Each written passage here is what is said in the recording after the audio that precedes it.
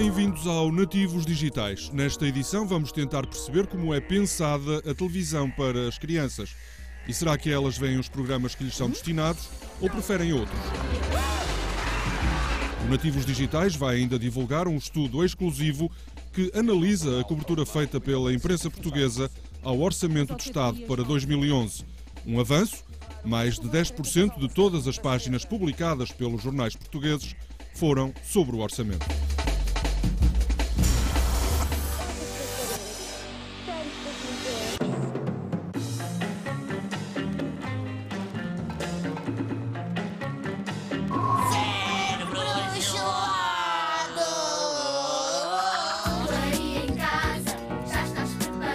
Quando nasceram, a cor era uma realidade instalada nos televisores de casa. Os mais novos já estão no patamar da alta definição. Vivem rodeados por computadores e consolas de jogos, dominam as powerboxes melhor do que os pais e já estão ligados à internet. As televisões generalistas estão conscientes desta mudança e têm hoje uma oferta alargada para estes públicos. Mas afinal, o que vêem na televisão estes nativos digitais? No Nickelodeon vejo o iCarly e o SpongeBob. Ruka. É o que tu mais gostas de ver? Sim. O Disney Channel e os morangos com açúcar. TVI vejo com a minha mãe as telenovelas e com o meu irmão os morangos com açúcar. No Casa dos Segredos, mais nada. Aquilo que as crianças veem não é propriamente a programação para a infância, portanto, o que elas veem mais. Elas veem sobretudo programação para adultos, veem muito telenovelas e, portanto, gostam também da programação que lhes é dirigida, mas muitas vezes passam em horários em que elas não têm disponibilidade para ver. Portanto, em termos gerais, eu diria que elas veem sobretudo programas para os adultos ou para a família. A conclusão é do estudo A Televisão e as Crianças, encomendado pela entidade reguladora da comunicação social e realizado pelo Centro de Estudos de Comunicação e Sociedade da Universidade do Minho. Parte da explicação para este fenómeno estará na forma como os 4 canais generalistas distribuem estes conteúdos ao longo do dia, muitas vezes em horários incompatíveis com o tempo letivo, exceção feita ao serviço público. A RTP2 tem algum tipo de programação ou alguma programação para a infância ao fim da tarde, portanto é o único canal que oferece nesse período e esse período é considerado por vários autores que estudam a televisão para crianças o período nobre da televisão infantil. Venho para aqui quando quero ver alguma coisa e quando está cá o meu pai tenho que ver as coisas que ele está a ver. E ele não te deixa mudar de canal para ver os desenhos animados? Não.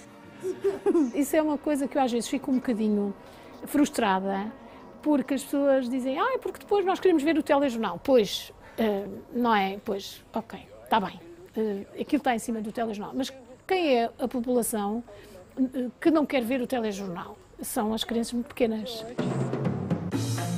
Mas não é só pelos horários que se explica que conteúdos adultos sejam vistos por crianças. O zapping está à distância de um clique no telecomando e nem sempre os pais estão presentes para vigiar os filhos. É aqui que se colocam os perigos da televisão, como uma babysitter eletrónica. A questão da mediação dos pais não passará apenas por ver em conjunto, poderá passar por conversar sobre. Apesar da oferta crescente de canais temáticos, a RTP continua a ter nesta matéria responsabilidades acrescidas inerentes ao papel de serviço público. Há uma lei muito clara sobre o que é que se deve fazer. E, portanto, há uma norma, há uma orientação e a pessoa, quando é contratada por serviço público de televisão, aceita essa orientação. E isso facilita imenso. Muito mudou em 20 anos de televisão para crianças. No início da década de 1990, Rua Sésamo era a grande aposta da RTP para o público infanto-juvenil, tornando-se um case study de sucesso pedagógico que marcou uma geração. De lá para cá, o aparecimento das televisões privadas proporcionou uma oferta complementar. Surgiram novas linguagens e formatos e hoje cada canal direciona-se para diferentes faixas etárias. Segundo o mesmo estudo, a programação para crianças da RTP está vocacionada para o segmento pré-escolar até aos 5 anos, a SIC dos 6 aos 10 e a TVI dos 11 aos 16. Eu diria que o público pré-escolar é aquele que está mais bem servido, não é? Em termos de programação. O público adolescente é o que está em piores condições em termos de oferta, porque de facto tem sobretudo na TVI, nomeadamente, tem sobretudo a telenovela Morangos com Açúcar, e noutros canais tem algumas séries que muitas vezes passam em repetição e, portanto, que acabam por não cativar os telespectadores, porque já são séries que estão repetidas e, portanto, já foram vistas. Essa discrepância é evidente na RTP, onde o público pré-adolescente não tem por onde escolher. Numa idade onde a televisão perde terreno para a música ou para a internet, neste momento é a TVI que conquista os jovens com o fenómeno Morangos com Açúcar. Mas penso que terá esse duplo lado, não é? Portanto, por um lado, de os cativar já para os manter fidelizados a uma grelha de programação que é muitas vezes preenchida com telenovelas, mas por outro lado também respondendo com um produto que sabe à partida que eles aderem, que eles gostam e, portanto, que será logo à partida quase um sucesso. E esse sucesso já despertou o interesse do mundo académico sobre o impacto real desta série nos jovens. Segundo Sara Pereira, este é o momento para os pais refletirem sobre o que veem os filhos na televisão. Quando é que vês televisão? Segunda-feira à noite, terça-feira à noite, quarta-feira à noite, quinta-feira à noite, sexta-feira à noite, sábado todo dia e domingo também. Costumo muitas vezes dar o exemplo, quando alguém nos bate à porta e quer entrar pela nossa casa dentro, não é? Um desconhecido, alguém que nós não queremos na nossa casa, nós temos a tendência, ou fecharemos de imediato a porta. Porque é que nós deixamos entrar tudo pela televisão sem haver ali algum tipo de discussão, sem pensarmos o que é isto que nos estão a oferecer e que tipo de programas é que estão a ajudar na formação da criança. Não se ria.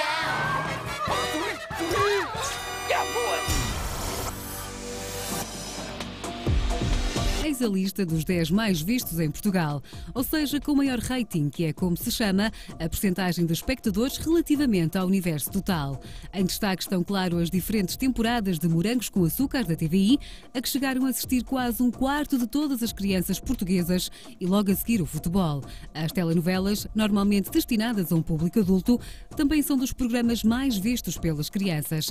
Este top dos 10 programas mais vistos é completado por concursos e um filme de animação. Todos estes programas foram transmitidos ao final da tarde e início da noite. O mais tardio foi mesmo o TGV, que começava pouco antes das 10 da noite. Esta lista prova que as crianças muitas vezes assistem aos mesmos programas que os adultos.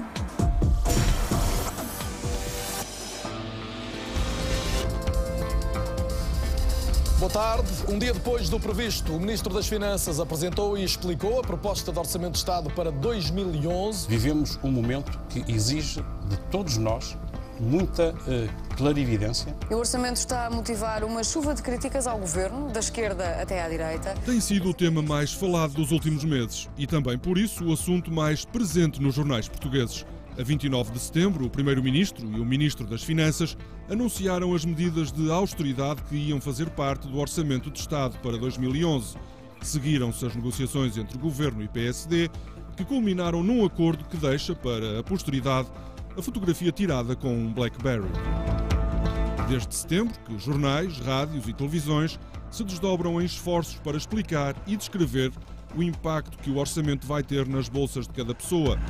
Para trás ficam, segundo uma pesquisa da empresa Cision para o jornal I, mais de 18 mil notícias sobre o orçamento nos vários meios de comunicação nacionais. Recolha feita entre 1 de setembro e 15 de outubro. Cavaco Silva disse esperar que não seja necessária a intervenção do FMI. A primeira pergunta é como é que o Sr. Ministro e o seu Governo encaram esta situação? As nossas exportações entre janeiro e setembro cresceram 15,5%. É vital que continuem a comportar-se assim. Os jornais decidiram apostar num dos critérios tradicionais do meio, a proximidade, que se traduziu nos efeitos das medidas junto da população. Para além da economia, as questões sociais também receberam a atenção dos diários nacionais. O Jornal de Notícias publicou manchetes como "Há cada vez mais gente sem dinheiro para comer" e "Carenciados a comer nas misericórdias triplicaram". Ainda houve oportunidade para um título partilhado com o Correio da Manhã: "Salários baixam já em janeiro". O jornal I chegou a publicar um especial emprego com várias páginas de ofertas de trabalho. Nos semanários, a situação foi diferente. Expresso e Sol deram mais destaque da primeira página às questões políticas, com enfoque sobre o acordo entre governo e PSD. No total, entre 15 de outubro, data da apresentação oficial do orçamento, e 4 de novembro, o dia seguinte à sua votação e aprovação na Generalidade, o Nativos Digitais contou 832 páginas dedicadas ao tema nos 5 diários nacionais generalistas, somados aos 2 económicos e a 2 semanários, o que representa 11% do total de páginas dos novos jornais. Entre alguns periódicos há diferenças grandes, o que mostra públicos-alvo variados. O Correio da Manhã dedicou 6% das suas páginas ao orçamento, enquanto o Público atingiu o dobro desse valor. A diferença traduz-se nos números. O Diário da Sonai publicou 103 páginas sobre as medidas de austeridade. O Jornal da Cofina escreveu 62. As percentagens mais altas foram para os económicos, com o Jornal de Negócios a ocupar perto de 1/4 de páginas com artigos sobre o documento. O Diário Económico ficou-se por cerca de 1/5. Pedro Passos Coelho reconhece que Portugal fica numa situação muito difícil se não tiver orçamento. E mesmo com os juros a subir, o Estado vai pôr amanhã em leilão mais dívida pública, onde precisa de obter mais 600 milhões de euros. Não são sustentáveis os 7% para nós, não são sustentáveis os 8% da Irlanda, não são sustentáveis.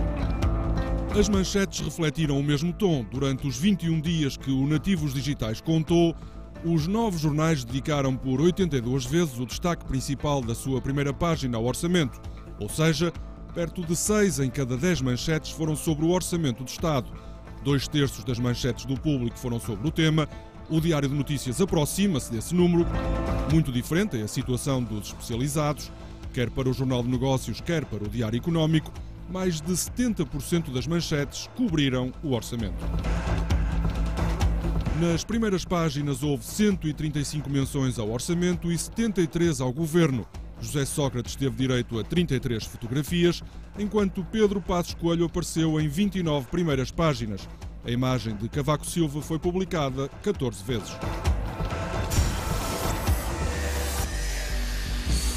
Esta semana temos 3 nuvens para tentarmos perceber a diferença do tipo de abordagem feita nas primeiras páginas ao tema do momento, o Orçamento de Estado. Nas 139 manchetes analisadas, os 2 protagonistas, Governo e PSD, foram dos mais referidos, com a palavra acordo a espreitar.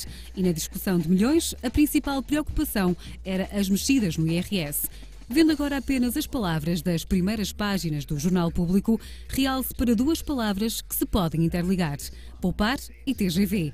Já nas manchetes do Correio da Manhã, tudo quantificado em milhões e uma dispersão por outras palavras, algumas, claro, sem qualquer relação com as contas públicas.